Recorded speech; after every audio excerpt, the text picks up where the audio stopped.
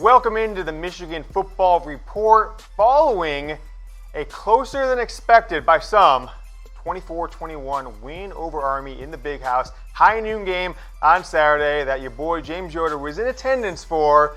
No, those screams weren't because the Backstreet Boys were in town. Yoder in the stadium getting Go Blues and picture requests left and right. So shout out to the Yoder team. Want to get a quick one-word reaction from Michigan's 2-OT victory over Army before we get into the latest news and rumors here on a Monday. Let's hear a one-word reaction from you guys. Type it below here on the Michigan Football Report YouTube channel. I'm going to go with a word like shoo, whoosh, sheesh, whatever that word is. Woo! A wipe of the forehead because I was talking to these 14-year-old kids sitting next to me at the game, and I'm like, you guys old enough to watch App State? Because this is your App State. Luckily, didn't go down like that. If you watch the game from home, folks, you could have done it with My TV Choice. They're our partner here on the Michigan Football Report. One of the great innovative ways to watch TV I've used. Really recommend it for you guys if you're watching any football games out there tonight. Monday Night Football. You've got the Saints, and the Texans. You've got the Raiders and the Broncos. Download My TV Choice. All you gotta do is hook it up to your home Wi-Fi. The second the game goes to commercial, you see awesome sports videos, news updates, trivia from Chat Sports and some others. Download it now. Let me know what you think. Chatsports.com/mytv will redirect you right to the App Store to download it. So go ahead and do it today. My TV Choice, Chat Sports, chatsports.com/mytv. Let's take a look at the latest news and rumors around Michigan football. I'm sure you've seen the polls now. Michigan dropped from 7 to 10 after the victory over Army, an Army team that was, in the top 30 or so in the other, the top 5 teams' other receiving votes. So this isn't a terrible close win, but I think it's telling how much the media has a bias against Michigan that Oklahoma only dropped one spot last year, number 5 to number 6, after taking on an Army team that no one thought was any good at this point last year. And they dropped from 5 to 6. Michigan drops 3 spots against an Army team that went 11-2, already had the reputation of going to OT with Oklahoma last year. So just another example of deep media bias against Harbaugh and the Michigan Wolverines. I'm trying to set these guys straight. Michigan drops 3 spots. Oklahoma last year only drops 1 spot. You see the scoreboard. You see the leaders there. Let's take a look at that AP poll. Top 10. No surprise at the top. It's Clemson. It's Alabama. It's Georgia. Ohio State actually takes one on the chin. LSU pops up there into the top 4 after their win on the road against Texas, pushes Oklahoma down to 5. Ohio State's now out of the top 5 at number 6. Michigan, of course, play them later in the year. The last opponent of the month of October, Notre Dame there at number 7. Auburn, Florida, and then Michigan there at number 10. 3 spots they dropped in the poll after that game. So certainly there's a lot of media bias against Michigan. So with that being said, after we've seen 2 games, a really nice quarter and a half against Middle Tennessee State, middle of the first quarter to kind of the middle end of the second quarter last week, but 6 straight quarters of mediocrity out of this Michigan football team on both sides of the ball. There's some good things on defense on Saturday. Predict Michigan's regular season record. Don't try and predict the bowl game or any of this other stuff. I just want to know the regular season record, 12 games. You still going 12-0 like a lot of you were voting in my Twitter poll preseason, 11-1, 10-2. I saw one guy tweeting me today, DM me. He said, Michigan's going 7-6, man. Might as well quit your job or something along those lines. I'm like, geez, man, it's pretty harsh in both regards that I couldn't run a show on a 7-6 team. But nevertheless, give me your predictions below. I want to see Michigan Football Nation, Yoder team, what you guys are thinking about this team after 2 games. All right, want to make sure you guys are following me on Twitter on games I'm not at, like the Wisconsin game. I'm putting highlights on Twitter all game. I have really insightful stuff going on after the game. Let me just tell you, if you're not following me on Twitter yet, go ahead and follow me at James Yoder. Make sure you tweet me or send a DM and just say, hey, watch you on YouTube. Followed you like you said. I'll give you a shout out maybe on the next show, maybe the one after that. Follow me now at James Yoder. All right, some news coming out of this close win versus Army. I am expecting Donovan Peoples-Jones and John Runyan Jr., a.k.a. Lil John, to play in 2 weeks versus Wisconsin 12 days from now. Now, some could say that perhaps these are Michigan's best 2 players on the entire offense. Donovan Peoples-Jones being borderline all Big Ten players, a sophomore from both the punt return and the wide receiver position. Little John being an first-team All-Big Ten left tackle last year, both coming in for their third season and redshirt junior season, redshirt senior season for John Runyan.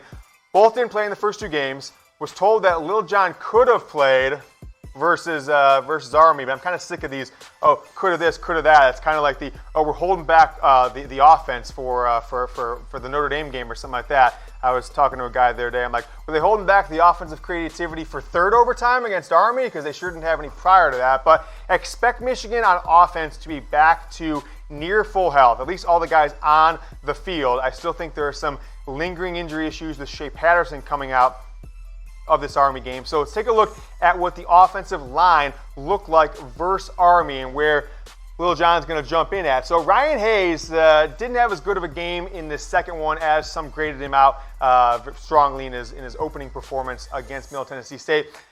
The middle of the line, Bredesen and Ruiz, I'll tell you what, those guys had some costly penalties to probably Michigan's two. I mean, some could say their best two linemen, although Runyan had the higher accolades last year. Michael Onwenu graded out as the top offensive lineman for Michigan, according to Pro Football Focus. And then Jalen Mayfield. Will him and Hayes have a battle for that right tackle position when Lil John Runyan makes a return? You see the backups against Army, although none of those guys got in the game in the two deep. The starting offensive line took all 80 offensive snaps. So I expect those guys to make a return. They've got 12 days to get healthy. For Runyan, it'll be over a month, or about a month, it'll maybe a day or two more, since he got injured in practice. For Peoples-Jones, there was still some thought he could go for the first game, the opener against Middle Tennessee State. Held him out for obvious precautionary reasons. You don't want him to tweak something if you think you can beat Army, which apparently you can't unless you get really lucky. So expect the offense to be back to full speed. I don't know about Michael Dwumfor yet at all. Another, despite what some of these loser blogs like Maze and Brew tell you, the coaches expect Dwumfor to play. The coaches literally are, a football coach is opening his mouth, he's lying. That's some facts. So just watch this show, you know who's going to play. Nailed every single inside rumor on the injuries last week for this week. But I want to know from you guys. 12 days till Michigan plays Wisconsin. A Wisconsin team that's looked very good, absolutely blowing out their opponents. The best running back in the country. Some people say he's the Heisman frontrunner right now. Will Michigan beat number 4 Wisconsin on the road September 21st up there at Camp Randall? Type M for yes, Michigan. Type W for no, you think it's going to be Wisconsin. So I know from you guys, M for Michigan, they're going to win this one. Get a big-time top 15 victory. W for no. Answer now, and we'll see what you guys think. If you haven't yet, guys, subscribe to the Michigan Football Report on YouTube. Now, we had to get to 5,000 to keep the show rolling. I begged and pleaded to the big wigs making the decisions in the studios. They said, hey, you get 200 comments on the video, we'll show your people care, even if they haven't clicked that subscribe button. You guys came through like 600 comments deep, so we're still rocking and rolling. We painted the M emojis back on the wall after they tried to replace them in Maryland. So subscribe, though, because if I don't get to 5,000 soon, we passed 4,000, I'm going to start getting more heat. So I really appreciate it from you guys. Subscribe, though. Many more people watch the videos than are subscribed, so we got to make sure the subscribers to viewers are more equal. All right, next up, hearing some chatter, and I've talked to quite a few folks close, some family members and some other folks close to some of the offensive playmakers on the Michigan football team, and I'm hearing some odd things coming out of this second game, 2 games into the season, really 6 quarters of just uninspiring offensive play. Is that Michigan's been running a more limited playbook the last 6 quarters. Why? Well, could have been Shea Patterson's injury. We saw Shea almost never pull the back on the read option. There's a few tweets out there of people recording their TVs of just all the opportunities he had to pull it back. Army wasn't paying any attention to Shea in the run. So I told you he was 60% with the abdominal injury midweek last week. Could have got up higher than that by game time, but was that intentional that Shea didn't run at all? Did the coaches say, hey, Shea, we don't want to get you hurt, hand off? Well, if you're going to do that, stop running the RPO, or stop running the not even the read pass option, but it's more of the read run option, the old read option from the Rich Rod days. So we've been hearing all fall camp, the speed and space, the Gattis offense works.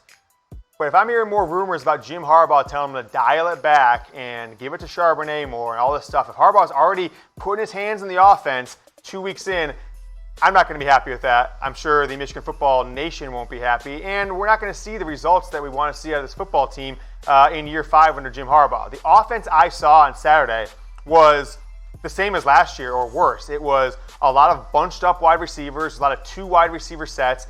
I have a bunch of photos from my seats in section 2 with the bigwigs, no big deal, of just the formations. They would put 3 wide receivers on one side of the field, sometimes the short side of the field, and never go to the opposite side. Never to have 2 wide receivers on one side, 1 on the other, or 2 and 2.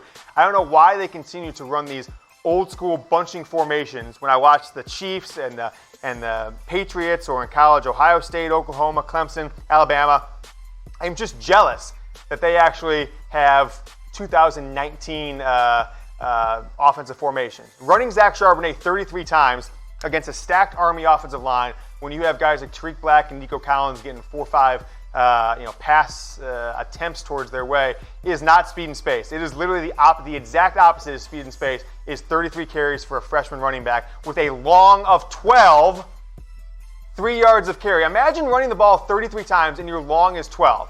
Just think about that. And that's the offensive playbook that Michigan put into play against Army. Now, Shea didn't look great at times. I think in the fourth quarter, he started to get it together a little bit, took a shot, had to come out for a series there towards the end. But he didn't look good in that second overtime when Michigan had to kick the field goal, turned out to be the game-winning field goal. 3 bad passes from Shea, but 19 of 29, above 60%. Someone can do some math on that for me. They want 207 yards, no touchdowns, no interceptions, but 2 fumbles, lost 2 fumbles, a little bit of inside information. You don't have to pay me for this. I'm going to give this to you. According to my sources, this is the first time in 130 plus years of Michigan football that they have started the season, games 1 and 2, with the same player, losing a turnover on the first offensive possession of the game, like Shea did. Fumbled against Middle Tennessee State, lost it. Fumbled against Army, first drive of the first 2 games, you've got a turnover. But I'm blaming a lot of this on Josh Gattis. I think Shea has looked okay when he's had positions to hit guys, speed and space. But let's go back to January when Josh Gattis was hired as Michigan's football coach. Take a look. The building blocks for an M offensively. By the way, Josh, if you're going to use my set, you see this? If you're going to use that in your tweets, I want to CC James Yoder on there because I didn't give you permission to use my set in your tweets. But nevertheless, number 1, be explosive. X, not explosive. Number 2, protect the football and who has it.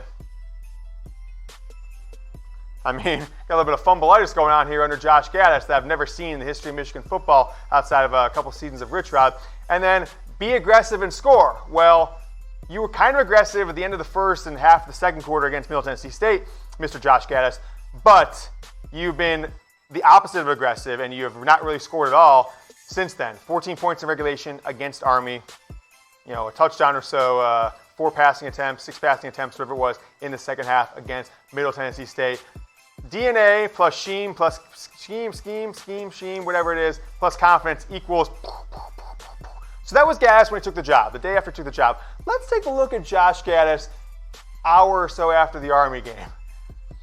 Love this group of guys. Every hand together in that locker room. We are sticking together. We will get it cleaned up. We are strong enough with us, or is that with US? I mean, it might be a shot at Army. I'm not sure what that is. Nevertheless, I'm not sure why the word us is capitalized, but that's a big, speed and space. Oh, we're going to take advantage. We're going to do this. Josh Gattis, the honeymoon is over, baby. The honeymoon is over, and if they don't bring it on the road in his first road game as Michigan's offensive coordinator, you might start hearing some whispers of, Gattis isn't the guy. We got to get rid of this bum. But I'm not going to go there just yet. Want to see Shea Patterson healthy. Want to see Donovan Peoples-Jones in the game before I start calling for Josh Gattis' job to be under consideration in the future. But one of the worst 2-game debuts of a Michigan coordinator, and the worst by all non-biased if you think about expectations versus reality. Expectations, reality. So Gattis, let's get your act together. Put some speed in space. Watch some of those tweets I put out there. A lot of this is what speed in space looks like if you look at my Twitter account. If you guys didn't see at the top of the show, want to recommend you download the MyTV Choice app, chatsports.com/MyTV. Let me tell you exactly what they do for you. You download the app on iPhone. You hook it up to your Wi-Fi. Don't even have to create an account. You just download it, hook it up to your Wi-Fi, boom. And then you let the phone listen to what game you're watching for a second. Boom! Game goes to commercial breaks. You see awesome sports videos, some of them from Chat Sports, NFL updates, news, rumors, trivia, all kinds of great stuff. Download it now. If you send me a DM on Instagram or Twitter saying you download it, send me a screenshot at my Twitter account. I'll put you on one of the shows this week leading up to the Wisconsin game, potentially next week. Chatsports.com/mytv. Use it tonight during the NFL Monday Night Football doubleheader. You won't have to watch any of those boring All-State commercials that just loop the entire game. All right, go back to Josh Gattis. Grade Josh Gattis' offense after 2 games as Michigan's offensive coordinator. I gave him a B- in the opening game. I gave him an F- in the second game. And I told you, hey, the first half, he might have gotten like an A-. Second half was like a D. So I'm giving Gattis a D- through 3 games. The only, redeeming thing he has to hang his hat on is the fact that Shea Patterson and the wide receiver core got it going in the second quarter and end of the first quarter against Middle Tennessee State. But those are Middle Tennessee State and Army. Those could be the 2 of the 4 worst teams in your schedule. Think about maybe Rutgers, but Illinois and Maryland, they don't look like cupcakes at all anymore. They look like teams with better offenses than Michigan does at this point. So give me a grade A, B, C, D, or F. I think what I say, D- there. Is that what I said? D- is my grade for Gattis through 2 games. All right. Let's go a little more positive, all right?